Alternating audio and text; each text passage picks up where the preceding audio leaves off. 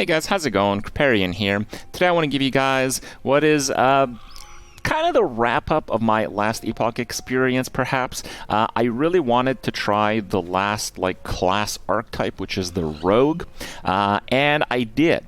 There was an item that really caught my eye. There is this bow in the game called DRAGONSONG, and it has like a 30% chance when you crit with anything. It's just like when you crit, you do like a conal fire blast, and it has like a damage modifier of like 850% for added damage, but it's a spell. And it's a really interesting item because it's a bow, so only rogues can use it, but it's a spell. There's almost no ways to actually scale spell damage on a rogue, and it's fire, and there's almost no ways to scale fire damage on any rogue either. So I set myself kind of on a challenge to try to make the build work, and ultimately I got to one of the most broken damage builds I have seen so far from anyone in last Epoch. So let's just have a little bit of a sneak preview here. So this is the winter boss. This is corruption 210 or 212. Now my character's like level 95. My gear is garbage, and this is after I did this boss and skipped both phases on 100 corruption. Chat didn't really think that it could happen at higher corruption. Well, we did it on 210, and the boss skipped both phases again, which is something I've only been able to do once on the Beastmaster. Kind of scrolling through a little bit here so you can kind of see some of the playstyle. It's a... where is it here? It's like an insanely fast character where it uses instant cooldowns from the Falcon to gain mana, and then we spam traps which throw out acid flasks. The damage is absolutely absurd, and the damage is going to be several times higher because a lot of the damage comes from the conal blast, which I don't really have much crit chance right now. The character you're seeing has like 30, so if we go to 100 we get like 3 or 4 times more blasts. And there are a few other mechanics at play that I can kind of show you guys. So this is the bow here. I got one with legendary potential and it was pretty horrible. Now, the thing about Falconer is the single best class in the game to stack dexterity. And these boots, Morning Frost, give you cold damage to spells and attacks per point of dexterity. This is realistically the only way to actually make this Dragonfire proc on crit do any levels of damage. Okay, you have to stack dexterity and use these boots with the bow. These are the two core items to the build. They're both insanely common, and I would argue that the sphere is also pretty core to the build, which is again insanely common. These are all three easy LP, super common uniques, some of the most common uniques in their category. So it's a very easy build to put together, and Falconer in general is absurdly overtuned. It is maybe the most overtuned class in the game, where every single ability does like 10 times more damage than it should, and your Falcon scales in many ways through your own attributes, through these nodes here and these nodes here in the Falcon's tree. And it's kind of a case where it doesn't really matter what you do. If you're making a Falconer build to do damage yourself, well, you can do lots of damage yourself because there's great passives in the Falconer tree, but then if you use a Falcon, the Falcon just gets all your stats, and then the Falcon also does just a crazy amount of damage.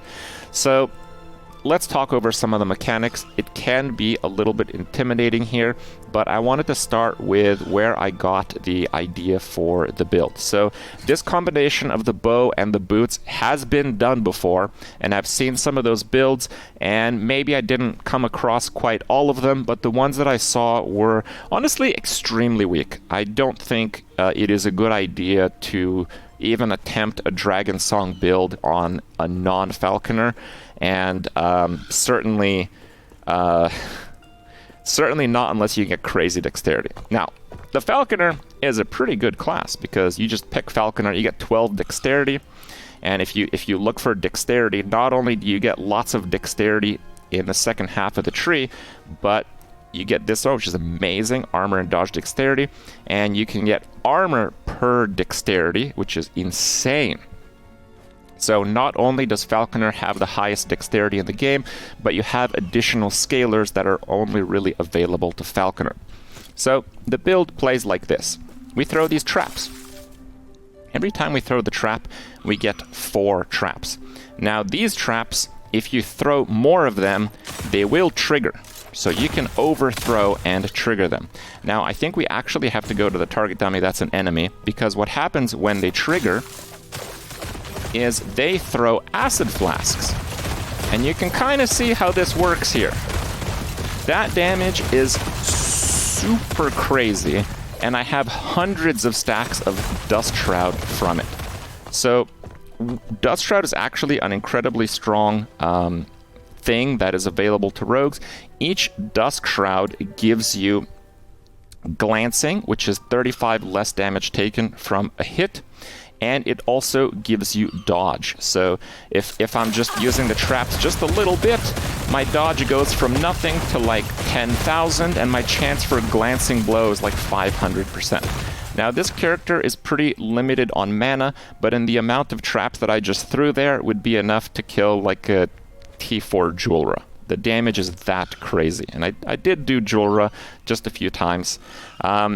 Now I'm getting the minus throwing attack mana cost from the tier 6 affix on rings. There's a tier 7 affix that is obviously very rare, that is minus 5 throwing attack mana cost. Why is that important?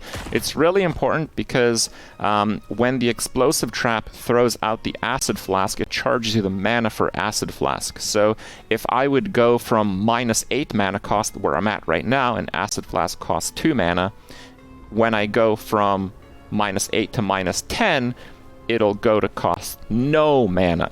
And it throws so many acid flasks constantly. This is a huge part of the mana drain that is happening. So what is happening with the explosive trap? So the explosive trap is a super interesting skill. You can make it have like maximum traps, but in my opinion, maximum traps actually lower your clear speed because the overthrowing of the traps will trigger it. See that? They're just throwing, they're not actually being triggered. Their trigger radius is insanely small. Don't count on the trigger radius actually working. And there's this trap sprinkler node with this one, and it has an additional chance to drop an explosive trap, and when it does, you get an acid flask thrown, and it consumes the mana, but it's like really OP.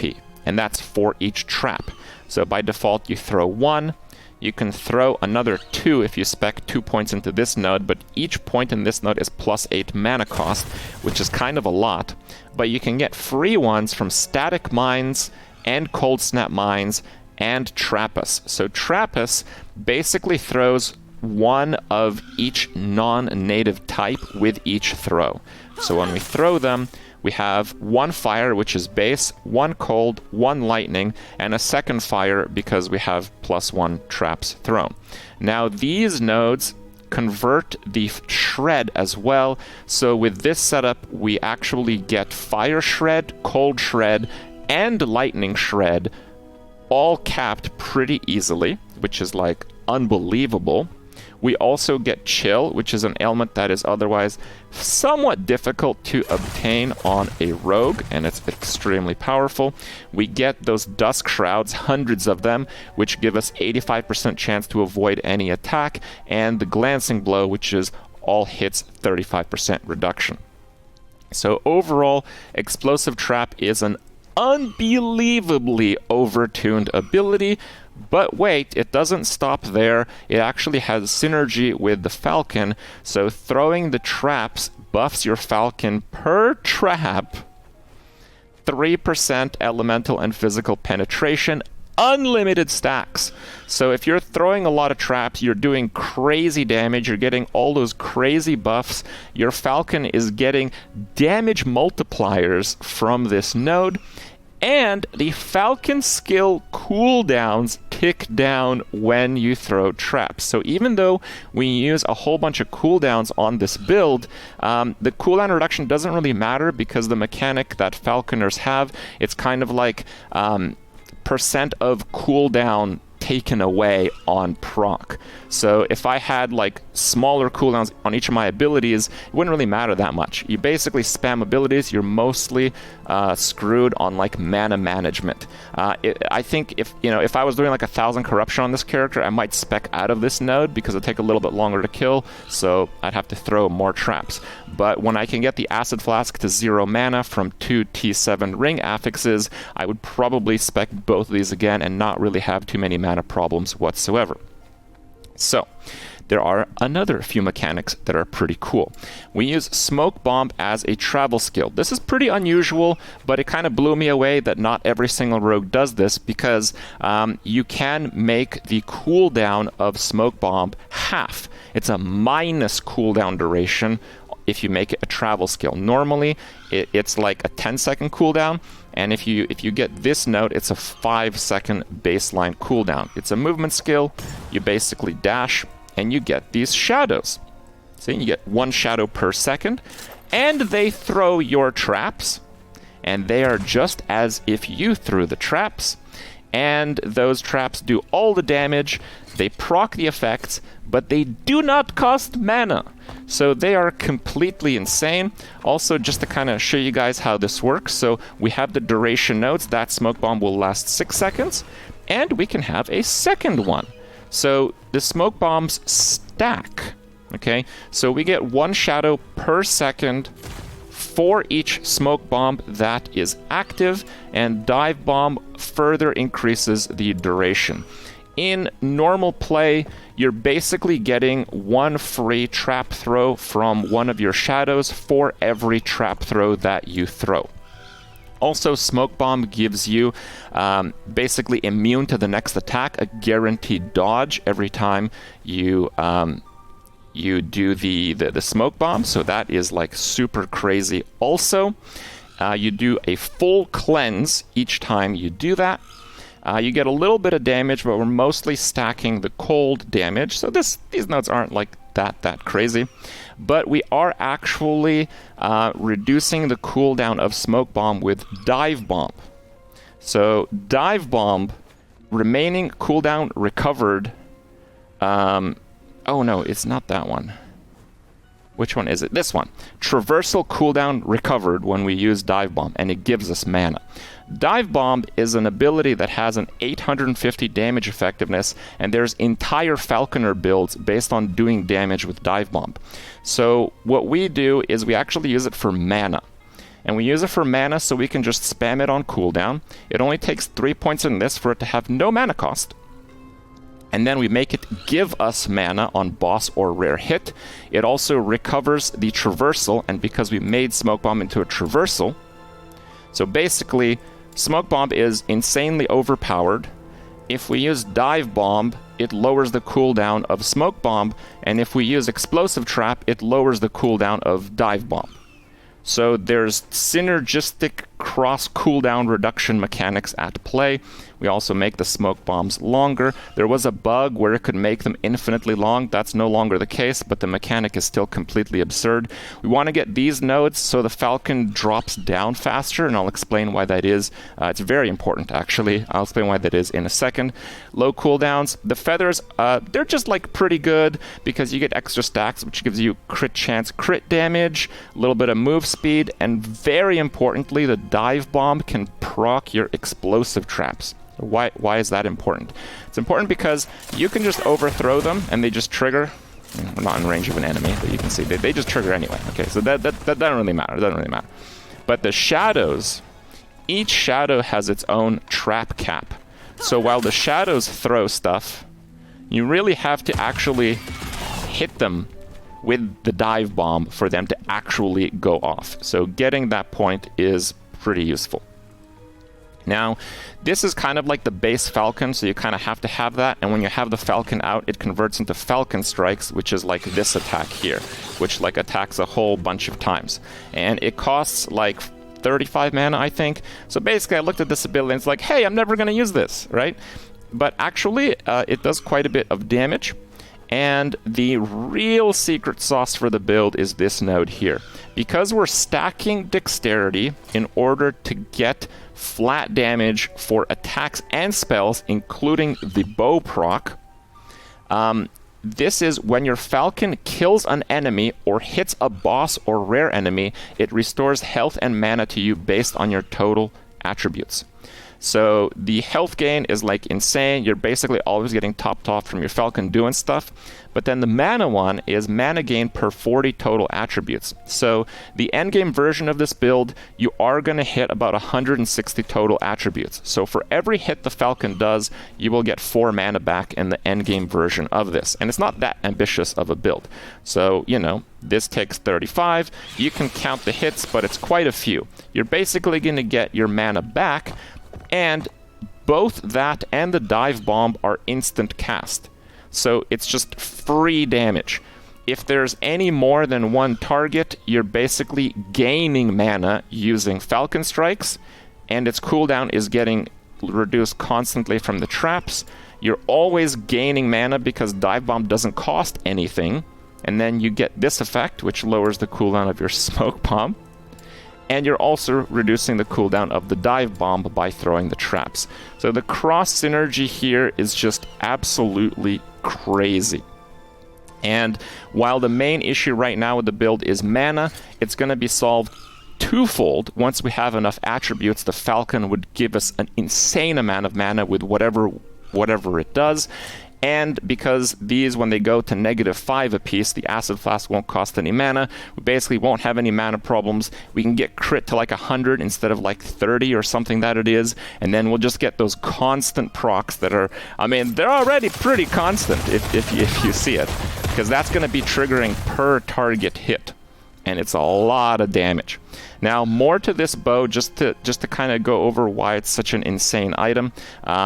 So it has the plus fire damage of spells and attacks that will work on everything that you do. The plus fire skills. So the build planner is incorrect here. If you convert to lightning, it says that it loses the fire tag. If you convert to cold, it says that it loses the fire tag. But if you get Trappist again, it throws the original one again. So it actually gets the fire tag back again. So you can see it's lightning, cold, and fire. It's not bugged. That's how it works. I mean, clearly that's how it works. You can see there's 2 fire traps there. So the bow's bonuses do actually apply to the skill. So you get the increased attack and cast with that skill. You get the base 7% crit with fire skills. And remember, we get crits to get Dragon Fire on crit. And it does crazy damage. Now, the sphere... you get 400% lightning and cold damage if you have equal attunement to intelligence, because both int and attunement don't really do anything for this character. It's really important that you don't have any of it on your gear so they can remain equal at 2. Okay? So you want them to be equal to get like the massive lightning and cold bonus. Ideally, the endgame version of this character is going to have... something in the order of like 140 dexterity, and this is just with like 1 LP items. Like these are T5 dexterity. You can probably get like 200 dexterity if you want. So you're going to get like tons of damage because the trap scale off dexterity, your Falcon scales off dexterity, the proc of the Dragonsong, even though it's a spell, is scaled percent based on dexterity. So if you have like, 150 dexterity, it's 4% per, that's 600% damage. You're going to get another 400 on the cold portion, but for the spell, the cold portion is almost the entirety of the damage, and every dexterity gives you flat damage. And then your Falcon gets all that, basically, or at least some portion of it. So the endgame character looks like this.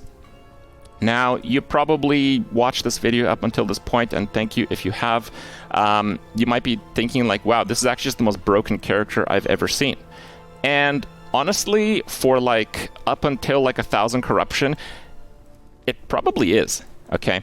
But the main shortfall is that it's a life build. Now, it has 4,500 life. You're going to have 85 dodge if you're throwing traps. You're going to have glancing. You have like insane endurance because there's like a node here. Where is it here? So maximum health gain as endurance, 15%. So normally this is 20 as a baseline. Like right now my character has 800 endurance, even though I only have 2,000 life. So you're going to have like almost 2,000 endurance with 4,500 life if you get this character to endgame. But a really big milestone, if you're able to hit it, is to get the crit chance bow attack speed. Because that crit chance is flat crit and it works on everything, attacks and spells. So that's kind of what you use to crit cap. It's pretty easy with just that to crit cap your acid flasks, and you have the crit vulnerability. You're hitting so many times, just one point, and this is good enough, and this will kind of bridge the gap, and that's because acid flask has these nodes, so increased crit chance 200%. But Explosive Trap doesn't really have any nodes like that. So if you can get Acid Flask to 100% crit, if you get that roll on the bow, you should be able to do that. The damage will be fine. This is the craziest damage I've seen in this game. So yeah, I don't think the damage is going to be the problem at 1,000 corruption. I don't think it's going to be the problem at 2,000 corruption. I don't think it's going to be a problem at whatever corruption.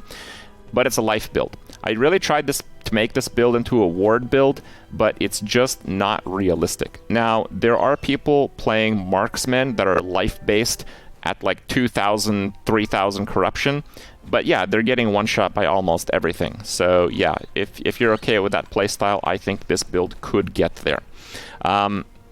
But yeah, there are a few other mechanics that I kind of want to discuss. So each time we use the smoke bomb, we get that silver shroud, dodge your next hit and gain ward per attack. There's also a passive here. So when you use a certain ability on your bar, you get 3 stacks of Silver Shroud, 10-second cooldown. So this has the same effect with a 10-second cooldown. That's why I have double trap here. It's never a good idea to actually just use Acid Flask by itself. So I don't usually press Q very much if I don't have to. I don't really like it as a button, so it's not a big deal. But if you want, you can copy the setup. I put just another trap there, so I can just press W and it will activate the Silver Shroud on the 10-second cooldown instead of having to press Q. Basically that. Okay, but those Silver Shrouds, as overpowered as they are, they don't work very well if you're getting swarmed by a billion monsters, but you're going to be dodging most of those hits anyway, so, you know, you should be okay. They do work extremely well against monolith bosses.